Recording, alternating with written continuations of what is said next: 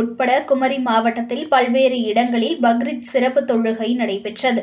இஸ்லாமியர்களின் முக்கிய திருவிழாக்களில் பக்ரீத் பண்டிகையும் ஒன்று. இந்த பண்டிகை ஹஜ் பண்டிகை என்றும் அழைக்கப்படுகிறது. இது இஸ்லாமியர்களின் இறை தூதர் இப்ராஹிம் நபிகளின் தியாகத்தை நினைவு கூறும் வகையில் கொண்டாடப்படுகிறது. இந்தியாவில் பக்ரீத் பண்டிகை கொண்டாடப்பட்டு வந்தது. அதையொட்டி குமரி மாவட்டத்தில் முஸ்லிம்கள் பக்ரீத் பண்டிகையை உற்சாகமாக கொண்டாடினர்.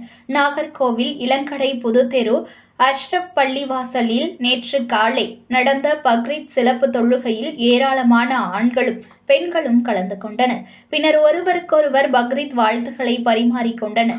சிறப்பு தொழுகையில் பங்கேற்றவர்கள் கூறுகையில், தியாக திருநாள் எனவும் ஏழைகளுக்கு கொடுத்து உதவ வேண்டும் என வழிகாட்டிய இப்ராஹிமை நினைவு கூறும் நாள் எனவும் அவரது வாழ்க்கையை நினைவுபடுத்தும் தினம் எனவும் கூறினர். இதேபோல மாவட்டம் முழுவதும் 100க்கும் மேற்பட்ட இடங்களில் பக்ரீத் சிறப்பு தொழுகை நடத்தினர்.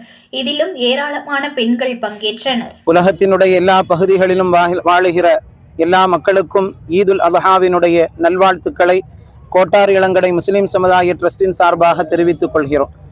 ஈதுல் அத்ஹா என்கிற இந்த ஹஜ் பெருநாள் என்பது தியாகத்தை வெளிப்படுத்துகிற தினம். இப்ராஹிம் அலைஹிஸ்ஸலாம் அவர்களுடைய வாழ்க்கையை நினைவுபடுத்துகிற நாள். ஏழைகளுக்கு கொடுத்து உதவ வேண்டும் என்கிற மிக நல்ல நெறிமுறைகளை இந்த மார்க்கத்திற்கு வழிகாட்டிய இப்ராஹிம் அலைஹிஸ்ஸலாம் அவர்களை நினைவுபடுத்துகிற நாள். நாம் எல்லோரும் ஒற்றுமையுடனும் எல்லோரும் சந்தோஷத்தோடும் எல்லா நாட்களையும் கழிக்க வேண்டும் என்பதையே ஈதுல் அத்ஹா என்கிற ஹஜ் பெருநாள் நமக்கு நினைவுபடுத்துகிறது.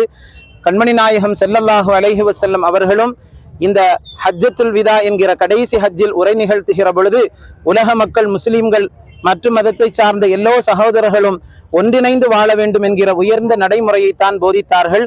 இரத்தத்தாலோ மொழிகளாலோ பணத்தாலோ செல்வத்தாலோ யாரும் யாரை விட உயர்ந்தவர்கள் அல்ல, எல்லோரும் சமமானவர்கள் என்கிற சமத்துவத்தை போதித்தவர்கள் எம்பெருமானார் ஸல்லல்லாஹு அலைஹி வஸல்லம் அவர்கள். அதைத்தான் இந்த நாள் நினைவுபடுத்துகிறது.